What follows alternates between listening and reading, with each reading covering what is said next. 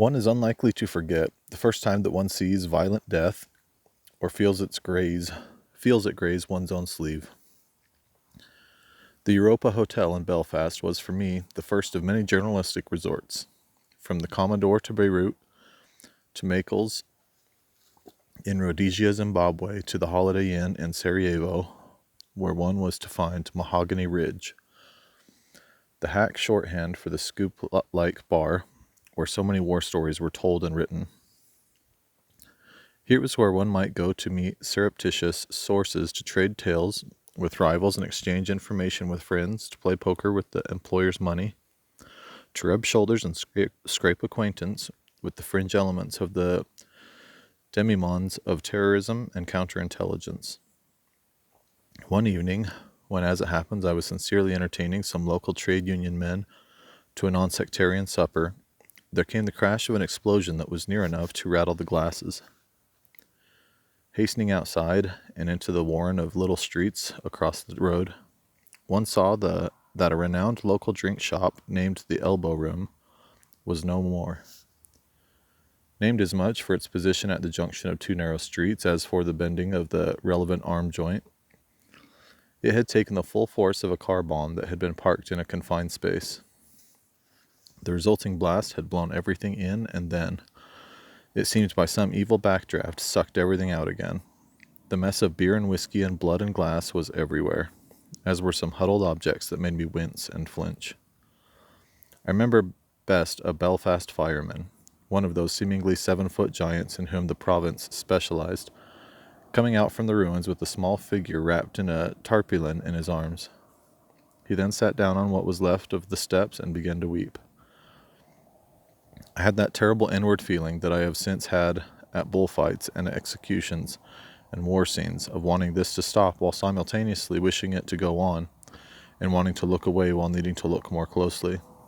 Deciding that the man must be cradling a murdered child, I was bizarrely taken aback to find that he was in fact sobbing over a hopelessly mangled dog, and a Belfast fireman must by then have been exposed to quite a lot. My own case was much less dramatic, but still very vivid to me.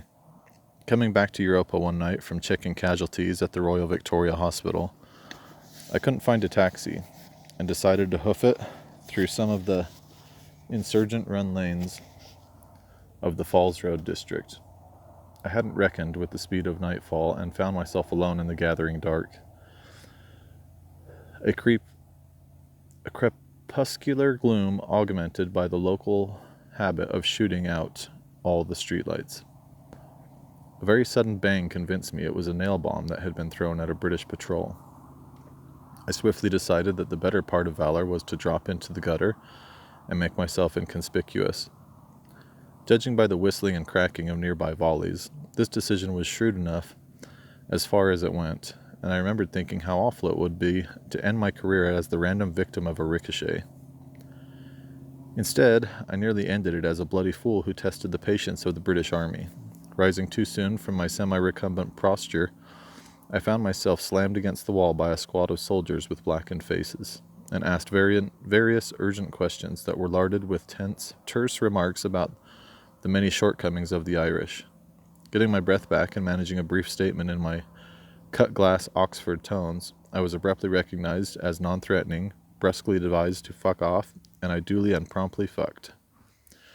Graham Greene writes somewhere about John Buchan that his thrillers, The 39 Steps, being a salient example, achieve some of their effect by the imminence of death in otherwise normal situations, such as right beside the railings of Hyde Park.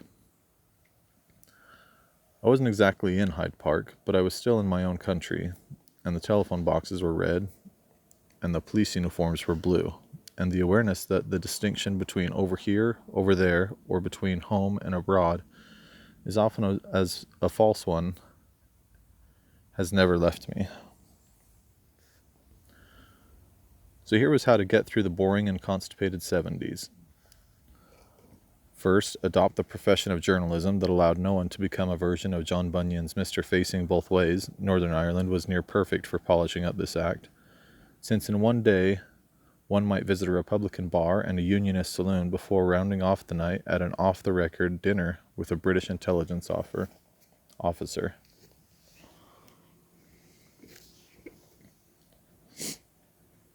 Second, keep traveling to exotic places. That seemed to preserve at least some of the waning promise of 1968. Third, maintain the double life in London as well.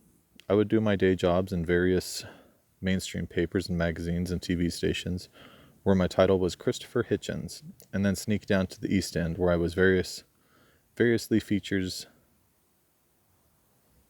editor of Socialist Worker and book review editor of the Oretical Monthly International Socialism.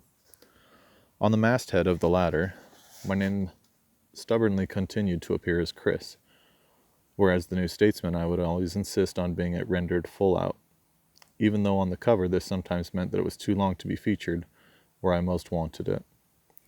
Of the agitational rags with which I have been involved, Socialist Worker was one of the best. I managed to conscript James Fenton and its film critic, an achievement which turned out a bit too rich for the digestive system of some of the sterner comrades. He contributed an almost lyrically Marxist notice of Pontecorvo's slave revolt movie, Huimanda, before attracting annoyed letters for his slightly camp praise of a then-recent Carry On production. Working to improve these dour pages brought me into proper contact with Paul Foote, the scion of one of England's truly great radical families, and perhaps the person with whom it was hardest to identify the difference between the way he thought and felt and the principled manner in which he lived and behaved. When he later became gravely ill and was asked if he would like his hospital bed moved into a private room, he was incapable of speech, but fully able to make an easy-to-recognize digital gesture. He was somewhat older than me, but his reaction to any injustice was outraged and appalled as that of any young person who has just discovered that life is unfair. By this I do not at all want to make him sound naive. I resolved to try and resist in my own life the jaded reaction that makes one coarsened to the ugly habits of power. There were some giants on the left in those days.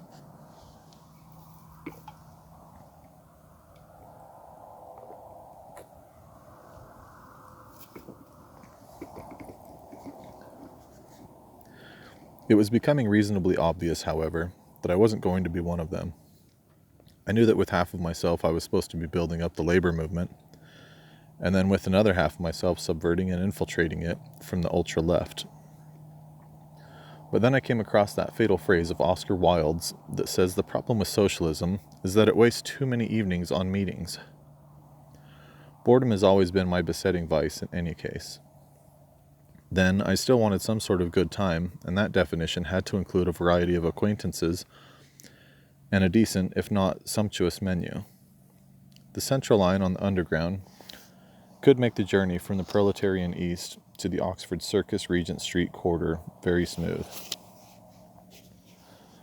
I remember dashing from the grimy offices of the Worker to a job interview in the West End, where I rashly but successfully tried to sell a freshly printed copy to John Burt, future boss of the BBC, member of the House of Lords, and character in the play and movie Frost Nixon.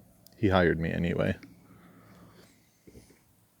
The pages of the satirical review Private Eye record the early stages of this mutation. Early entries have me as handsome Christopher Robin Hitchens, yet as the 70s go by, these soon give way to another staple reference, this time to the chubby Trotskyist defector. Such photographs as survive tend to confirm the same story. I mentioned that Fenton had introduced me at Oxford to some of the charms of alcohol and tobacco. This is to give you no idea of how much I improved upon his initiation ceremonies.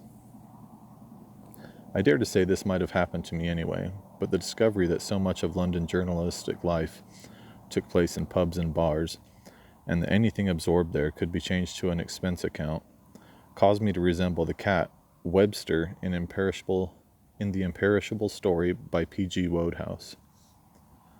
Webster sat crouched upon the floor beside the widening pool of whiskey, but it was not horror and disgust that had caused him to crouch. He was crouched because, crouching, he could get nearer to the stuff and obtain crisper action. His tongue was moving in and out like a piston, and Webster winked 2, a wholehearted, roguish wink that said, as plainly as if he had spoken the words, "How long has this been going on?" Then with a slight hiccup, he turned back to the task of getting his quick before it soaked into the floor. I soon made that fine cat look like the mere beginner that it was. The commander used to drink too much, and Yvonne was seldom without a lit cigarette. "I lit another cigarette," says John Self in Martin Amis' Money, adding, "Unless I specifically inform you to the contrary, I am always lighting another cigarette." As a boy, I had disliked the smell of both habits, which I suppose adds to the strong case that genetic predisposition plays a role in these addictions. But my tolerance for alcohol was very much greater than my father's had been, greater indeed than anyone I seemed to run into. It wasn't all that easy to get a reputation for boozing when you worked in and around Old Fleet Street, where the hardened hands would spill more just getting the stuff to their lips than most people imbibe in a week. But I managed it. I still have somewhere the memo from Bill Cater at the accounts office of Harry Evans's Sunday Times, for whom I had done a story that eventually led to the imprisonment of a corrupt labor mayor. "I've passed your Dundee expenses," he wrote, "but I couldn't help noticing that almost half the bills were for cocktails. I don't think any newspaper is entitled to this kind of loyalty." A figure from this period may illustrate how nearly I might have run completely to seed. Since redeemed from an unjust obscurity by Francis Wheen's wonderful biography, Tom Dryburgh, in the last years of his life, was still a true legend on the journalistic and cultural left. In youth, he had been an original member of Evelyn Waugh's Brideshead set, while also maintaining good relations with the more radical forces clustered around W. H. Auden and Stephen Spender. He had indeed given the young Auden his first copy of The Waste Land, and joined him in reading it aloud. Adopted by Edith Sitwell as the coming poet of her own generation, nominated by Aleister Crowley as the successor to his own satanic role as the Beast 666, friendly if not indeed intimate with Guy Burgess, the most calcified degenerate of those who had deserted British intelligence for the embrace of Moscow and the KGB, Tom, in his amoral and aloof elegance, breathed all of the dubious enchantments of the 1930s, and was redolent, too, of all the byways of Bohemia. I knew him by reputation as a leading member of the left faction of the Labour Party in Parliament, and as the author of some sparkling collections of journalism. Reporting from Vietnam in 1945, he may have been the first person to assert the extreme unwisdom of trying to restore French colonialism with British troops. Anyway, he was sometimes invited to contribute the Londoner's Diary to the New Statesman, and one week issued an appeal to readers to help him complete an indecent limerick, for the first line of which ran, "There once was a man of Stoke Poges." This highly respectable town in Buckinghamshire seemed to cry out for the rhyme "Poke Dogs," which in turn meant that the remainder of the limerick would have to be Venetian in flavor. Fenton and I assisted our dear friend Anthony Holden, accepted the challenge, and were duly invited to lunch by old Tom Held at Quo Vadis restaurant in Dean Street, above which Karl Marx had once kept his squalid lodgings. How we completed the task I don't entirely remember, entirely resolved to poke dogs. So this elderly menace took steamship to Venice. But what was the last line? At all events, by the time the restaurant had finally insisted on throwing us out, this in the days when the pubs in London were not allowed to stay open in the afternoon, Tom simply took me down the street and up a flight of dingy stairs and made me a member of the infamous Colony Room Club, an off-hours drinking establishment run by a tyrannical Sapphist named Muriel Belcher.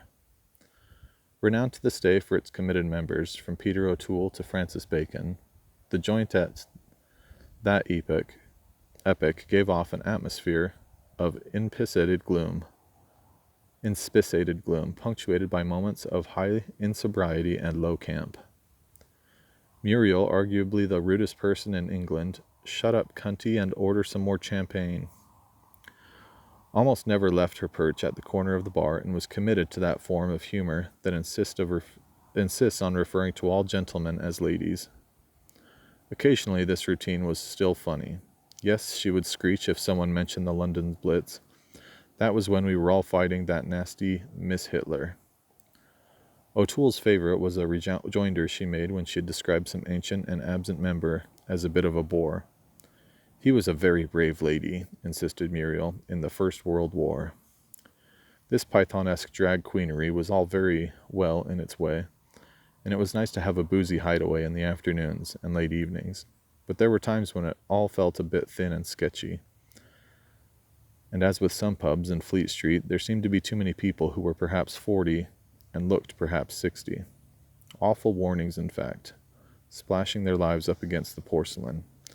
In time I took heed and mainly confined my drinking to meal times, which was at least a start. Dryburgh developed a fondness for me, which I don't think was especially sexual. He would try any male person at least once, on the principle that you never know your luck.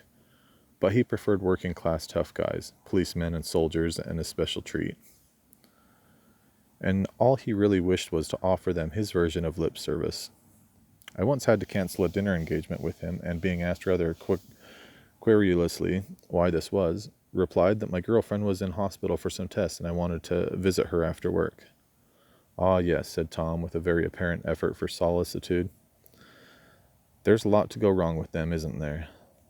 I do so hope that isn't her clitoris or anything ghastly like that. Not all of this was by any means affectation. For Tom, this entire notion of the heterosexual intercourse was gruesome to the last degree. That awful wound, my dear Christopher, I just don't see how you can. Forced into a marriage of convenience as the price of his early political ambitions, he was said to have accused his bride of attempting to rape him on their wedding night. In this he was like Noel Coward, who was once asked by Gore Vidal if he had ever attempted anything with a woman. Certainly not, replied the master. Not even with Gertrude Lawrence? Gore inquired. Particularly not with Miss Lawrence, was Coward's return served to that. In something of the same manner, Chester Coleman would sometimes taunt Auden, during domestic disputes, with the fact that Wyston had admittedly slept with Erica Mann. At least I'm pure, dear, he would intone. Through Tom I was eventually to meet Gore Vidal, and also to learn how when in Rome, the two of them would hunt together and organize a proper division of labor. Rugged young men recruited from the Via Veneto would be taken from the rear by Gore and then thrust, with any luck, semi-erect, into the next-door room where Tom would suck them dry. It shows what few people understand even now, which is the variety of homosexual conduct. I do not want a penis anywhere near me, as Gore would put it in that terse, memorable way he had. Incidentally, this double act also got emphasized another distinction. Tom adored to give pleasure, while Gore has always liked to boast that he has never knowingly or intentionally gratified any of his partners. Not even a sighing reach around by the sound of it. I am necessarily telling the next story very slightly out of order, but there came a time when Kingsley Amis asked me if by any chance I would introduce him to Tom Dryburgh. He understood that the old cocksucker had a trove of unpublished filthy poetry from W. H. Auden, Constant Lambert, and others, and he, Kingsley, had been commissioned to edit the new Oxford book of light verse. Might Tom, in exchange for a good dinner, be induced to share his collection? If so, Kingsley handsomely offered to make foursome of it at a good restaurant and invite myself and Martin along for fun. I telephoned Tom and asked him if he would say yes. I'd be most interested to meet the senior. Me, he murmured. But do tell me, is he by chance as attractive as his lovely young son? To this absurd query, from the ever-hopeful old cruiser, the best reply I could improvise was, well, Tom Kingsley is old enough to be his father.